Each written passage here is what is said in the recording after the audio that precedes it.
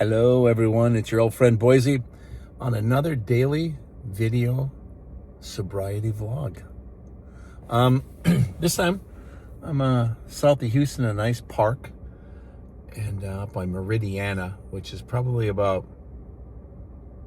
15 miles south of my home, Pearland. And it's a really nice area, windy, gusty day today, but it's a beautiful day. And I just thought, you know what, I'm just gonna go ahead and I'm out here, I'm gonna shoot the video and say hello to everybody. I guess it doesn't matter the setting, right? Usually I'm in my car somewhere, going somewhere, but today, Thursday, April 16th, 2026, I have now been officially sober for 14,261 days, 39 years and 16 days, 468 months, 16 days. And today, I just want to talk about staring down your past, staring down your life, staring down your future. When you're sober, you tend to do like everybody else, and you just start living your life. You don't really document a lot of things. This makes me document things, so it's kind of interesting. This is kind of unique for me, but when you grab a day-by-day book or thought for the day or a meditation for the day, that has you focusing on something for that day that you probably wouldn't have thought of. And it kind of gives you a theme and kind of gives you an idea of how to approach the day and give you an opportunity to do something that you wouldn't have done before, just a little bit different. And helps you take in the day and assess the day, and maybe even strengthen you for some of the side swipes you're going to receive from other people or other situations, or some really great things that you're going to be able to rejoice in, and you're going to be able to enjoy that, rejoice and enjoy your accomplishments. And when you're sober, it's just like any other thing. It's good days, bad days. Not all days are good. Sometimes there's bad in between, and some bad days have some good. It's a mixture. It's life. And sometimes we try to think of absolutes, because if you think in absolute, that's where you're going to fail. That's where you're going to have problems. That's the reason why when you're drinking and doing drugs, this day absolutely sucked. Everything was terrible about it. I'm just going to go get high. Or this day is absolutely great. This is the best day ever. All the other days can't compare. Well, what do you do tomorrow then? You know, it's like you have more than one orgasm in your life, I would hope. And you can't have an orgasm all through your life. Because if you are, I don't even want to be next to you in an elevator, that's for sure. People follow you around with a mop. The thing is that it's good to assess things. Like I said, I was talking about staring down. You know, being sober as long as I have today, it got me thinking about my past and what I was thinking when I did certain things. And a lot of times I felt hurt, confused, felt really let down by myself and other people, and I use it as a justification to do what I did. And a lot of times it led to even more problems that added to the problems I already had, so the problems just stacked up and stacked up and stacked up, and it becomes overwhelming. And then you don't even have anyone to talk to, because you don't have a system where you talk, because you might vent and bitch, but you're not really talking about what you're feeling. So basically when you just vent and bitch, you're just letting off some steam, but the pressure cooker is still inside you, just building up for the next load. I always say, like, not talking about your emotions is like getting a bottle of Coke, put a Mentos in it, put your thumb over it, and shake it as hard as you can. Eventually, everyone's going to get wet. Everyone's going to experience what you're going through, whether they wanted to or not. And that's just something you have to look at. you have to realize that you have to start opening up to people, and treatment will teach you how to do that, which is great, because it's really frightening at first to open yourself up, and you only open up a little bit. You know, I guess I felt like there were times where even my own friends wouldn't support me, and they kind of rejected me a little bit. Oh, I feel better already, really, by saying that. Am I cured? Oh no, I gotta open more. There really is a hole in my soul, and that's what I've been putting drugs in. Oh shit, it's bigger than I thought it was. Oh my god, it's gaping. I know it sounds like prom night, but it's a long journey, and you never end.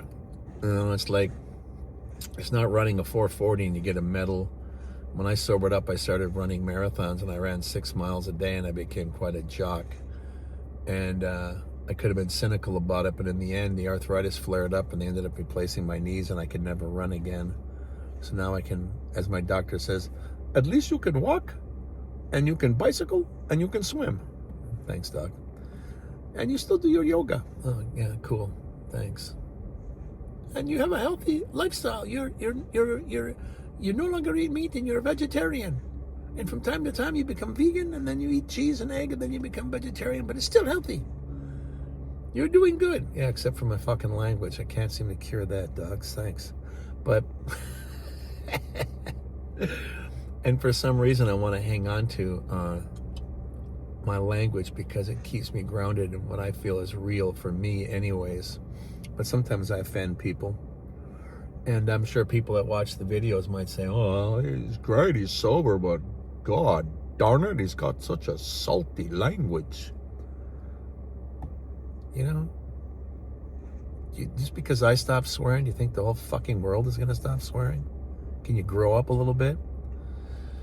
And if it really offends you, stay away. Give me a thumbs down, because the negative algorithms help out even more. I found out that thanks to the internet, it's just a bunch of fucking mean girls, and the more mean shit you say, they like that, because I've been in the restaurant business my whole life, and the whole thing was that if you do a good job, people will only tell like 3 or 4 people.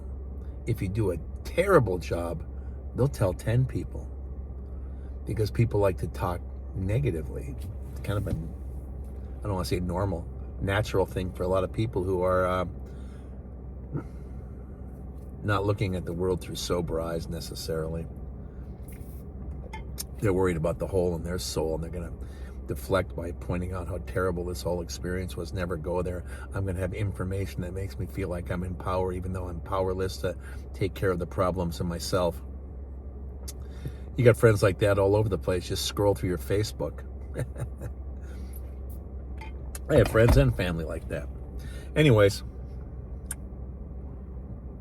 the thing is that on the internet, someone like on Facebook, like Zuckerberg, he doesn't care, or even the YouTube people, because it's like, these people are going to tell 10 people this guy has salty, terrible language, but there are 4 people that like it. Doesn't matter. That's 14 people engaging for sure. And then those 10 people that are going to check onto it, and maybe 60% of them are like, yeah, that language is too salty, and they'll pass it on. But then there's still 40% of that group that says, I didn't know who this guy was. This is cool. Yeah, I'm struggling with addiction. I like it. I like people to be more real. I don't need no fake tooth, fake hair gel, 3-piece suit, $2,000 suit preacher on TV telling me how to live. It just seems so phony. Some people love that. That's why we have mega churches. They flock to it. But it's like, some people just want to hear the truth, you know? And I'm wearing a $12 Margaritaville t-shirt, and I don't even drink anymore, but I love Jimmy Buffett and his music. I'm wearing surfer shorts, and I'm wearing boat shoes that cost, I think, about $15. I'm not exactly the cutting image. I'm not coming in to impress you. I'm not dressed to impress. And And we're only shooting the video from the nipples up anyways. But you know, that's the reality of it, and it's really good just to be, as the boys in the hood say, keeping it real. I mean, that's what it's supposed to be. Try to be real. Try not to be phony. It's nice to dress to impress if you want to. I'm not poo-pooing on that. But if that's the image you want because you're a salesman and you want to sell yourself and you want to sell what you're saying, you're actually kind of prepping the whole situation. And it's less emotional and it's more salesmanship. With me, you're getting more emotion. And speaking of emotion, how are you feeling today?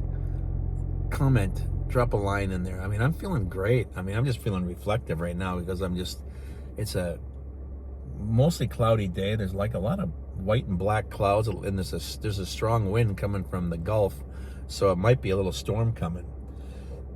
And since moving from the north down to the south, if you never experienced this, just a storm that comes off the Gulf of Mexico, and I'm not talking about, the big storms, but just a rainstorm, a thunderstorm, and the average storm. It's intense. It's powerful. My neighbors would think I was crazy. My cats would get scared, so they'd run in the house. But I would sit on my front porch, sipping coffee, listen to Jimmy Buffett music. No sunshine at all, just raining hard and the wind blowing. And even my wife said, "What are you doing?" I go, "I'm just feeling the weather, baby. This is amazing. This is incredible out here." And even when you stop, like that's why we talk weather. Hey, great day. So this is great. Oh, it's going to rain. We talk to each other like forecasters. Every now and then we get to the level where I love it when it rains. Oh, I don't. I get depressed. Really? What bothers you about it? See, weather can open up a conversation where you're talking one-on-one, heart to heart. And you could just be sitting at, I don't know, Starbucks, I guess. I don't go to Starbucks because I drink my coffee black. So I'm like, can I have a Froca Mocha Maca? I just want a black coffee. What are you, a freak? Yeah, I don't belong here. See you later. I didn't want a milkshake with a splash of coffee, thanks. But so there's certain places I don't even go to. But I imagine people sitting over a Starbucks right now are talking about the weather, and then all of a sudden they mention something, and it can become personal on a turn on a dime. Just boom, just a quick turn. And I think it's important that you enjoy those moments and you open up as best you can and challenge and push yourself, open it up just a little bit more, because you never know where that conversation is going to lead. And believe me, you'll be rewarded. You will feel rewarded. You will feel a little more blessed. You will feel a little more justifiable in your existence even. And I mean, so when you're looking, like today, I said it's Thursday, April 16th, 2026. Just another day in paradise, just another day. But if you're having a coffee over with a friend and all of a sudden someone opens up and you get into, well, wow, I had that in my childhood too. You enter a new level. And a lot of friends that make deeper connections with their friends, that's how that happens. That's kind of the secret treasure map, the road map into the other person. But we still are very limited to how much we open up. And because we don't, some of us just naturally open a little and have friendships, and it's a great feeling. Don't even try to dig any deeper to see where this friendship can go, much less what can I get out of it. And it could just be a friend from high school that you're having coffee with, and I didn't know that about you. I've known you for years. You uncover something new. But more importantly, that's also what you would do in a relationship with your husband, wife, boyfriend, girlfriend. You're digging deeper because you're investing time in that person. Because everybody at Starbucks does not know where she went to high school, does not know she has 2 brothers and no sisters. You do, because you're digging deeper into it. And that investment into your relationship, it can pay dividends. It really can. And I think it's important that you look at things as you're staring them down, whether it's your past, your present, or your future. And just because you've detoxed and you're becoming sober, that's the direction you're going. But there's a lot of steps, and there's a lot of it's a long journey still. Hopefully, because you plan to have a long life. It's a short journey if you're not. So you got to plan for the long life. You got to plan for the longevity. You got to plan for the long run. And it's important that we all look at things like that in our past and look at things in our future. That's how you make plans. Plans can be changed, plans can be destroyed, plans can be washed away with the next storm. And you just make another plan. Nothing is written in stone, except your demise. That's the only thing that's guaranteed. Everything else is not. So you always got time to reset, reboot. In the words of Steve Earle, take a left or I generally take a right. That song to the car seat in the dumpster and I headed out into the night, but that's another song. Guy made a choice there. But we all make choices, Some people wake up one day, 10 years in a relationship, and say, this ain't working for me, because they hadn't been open and honest the whole time, and they finally couldn't take it. Now, I had relationships where it was like, you're not going to see me? Why? This isn't working. Everything seemed to be working the last 10 months. And the answers don't make any sense. See, when you ask, they don't make any sense. And you're going to get that, It's the way things are. It's the way things are going to be, and it's never going to change. That's part of opening up and taking a chance. Or in the words of Abba, take a chance on me, take a chance, take a chance, take a chance on me. Hey, I know I'm full of songs today, every day. But that's why songs like that make us tap our feet and go, yeah, take a chance on me. It's a risky thing, but they're making it sound like it's fun. And that's why that record sold. They were clever in the way they presented the emotion that they were selling through that song, because they too were salesmen. But instead of wearing $2,000 suits and capped teeth and hair gel in front of a podium, they were wearing some really wild clothes, platform boots. The girls looked beautiful. The guys looked like they were having fun.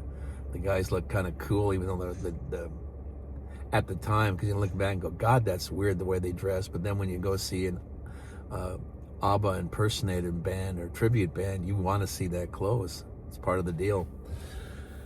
And it becomes part of their legacy, their lifestyle. So you create your own legacy and your own lifestyle by the way you dress. It says something. By the way you talk, by the way you walk. And if you're independent and you're on your own, people tend to appreciate that, especially if you're sober. But remember, we're not all completely alone, because you and me are sharing things. I'm sharing things with you. You're sharing things with others. I'm sharing things with other people I know personally. We're never alone. You're never by yourself. And I just want you to know that we're always here for you. And we're trying to, that's the whole thing about our outreach program, is we want to reach out and we want to help people that are struggling with drugs and alcohol and their addiction, because it's real. We all have family members or friends, or maybe even ourselves, that know exactly what I'm talking about, and you want to do something for them because you love, respect, and admire them, and you don't want to see them throw their life away. And that's what it is. You're throwing your life away, whether you think you're partying or not. Eventually it just gets worse and worse, and you even realize yourself, oh man, I'm getting dizzy. Oh man, I'm circling the bowl. Oh man, someone flushed. Holy cow, I'm the turd? When did that happen? And it's usually when you see the lights in the back of your car, in the back of your window, your car. Like, oh man. Or like the late great Bill Hicks would always say, man, I was so effed up that when I got pulled over by the cops and the lights were on, I thought I made it to the club. I got out of the car and I started dancing. Hey, made it. And that's funny, because that's exactly how I behaved. Nothing but a joke and a party. No, I enjoy humor. Some people say I'm more self-deprecating, but still, I'm still having fun, and it keeps me humble. But long story short, long story short, all of a sudden I'm getting a southern accent in the middle of my Yankee accent, and I'm just getting all confused now. I don't even understand what I'm saying. But the bottom line is that we're staring down, long story short, we're staring down our past, staring down our future, staring down our present. We realize it's all in one, it's all together. Or as the Beatles would say, all together now, all together now, all together now. Gonna keep it all together. But speaking of the Beatles, their drummer was Ringo, right? Remember Ringo? He's still around. You know what Ringo says? Peace and love, everybody. Peace and love. I love the fact that you came and spent your time with us. I do. And I love the fact that you're doing your best to be sober. You're tapping in, leaving us comments, and supporting us so that we can help others in our outreach program. And more importantly, the collateral damage, which is the children that suffer because they're the innocent victims. Thank you very much. I appreciate what you do. I appreciate you being here for me. I appreciate you just kind of hanging out and being a friend of mine. And we'll close by saying, 14,261 days. Whew. I'm like Cal Ripken. I'm like Lou Gehrig. I'm going for the long run here. Of course, Lou Gehrig ended his streak because he died of Lou Gehrig's disease. How do you not see that coming? No, it's a Dennis Leary joke. Thank you for coming along. Thank you for being here. Thank you for being part of the team. Thank you for being part of the community. I'm serious. I love you all. Send love to your friends, your family. Make that connection. And I'll see you next time. Love you. Bye-bye.